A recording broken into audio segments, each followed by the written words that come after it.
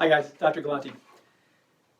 If you've been a patient in our office, you've probably heard me talk about maintenance care, where we see people on a regular basis, on an ongoing basis, to maintain spinal alignment and prevent future injuries. Now, oftentimes people will say, oh, once you go to the chiropractor, you have to go the rest of your life. Well, let's put this in perspective.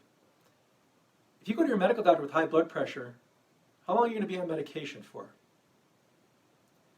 If you go to your medical doctor with high cholesterol, how long will you take statin drugs for? If you walk into your medical doctor's office and you have diabetes, and you say, hey doc, I want to take some medication for a couple weeks and then stop. Well, you know none of that is true. These are conditions that need to be managed and controlled. Back pain and neck pain is the same way. Low back pain is an epidemic and the leading cause of opioid addiction. Well, a study just came out this year in April, and they studied maintenance care. They said, hey, does this work? Does this help people? Well, what they found out is maintenance care reduces the number of days with pain.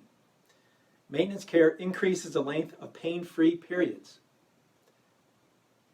So oftentimes you'll hear people say, we have episodes of back pain. I get episode of back pain, then I'm okay for a while. Episode of back pain, then I'm okay for a while. Well, maintenance care lengthens those good periods. And when you have those bad periods, they're shorter duration, not as bad. So if you've had any history of neck or back pain, consider getting back in for maintenance care. Thanks, and be well.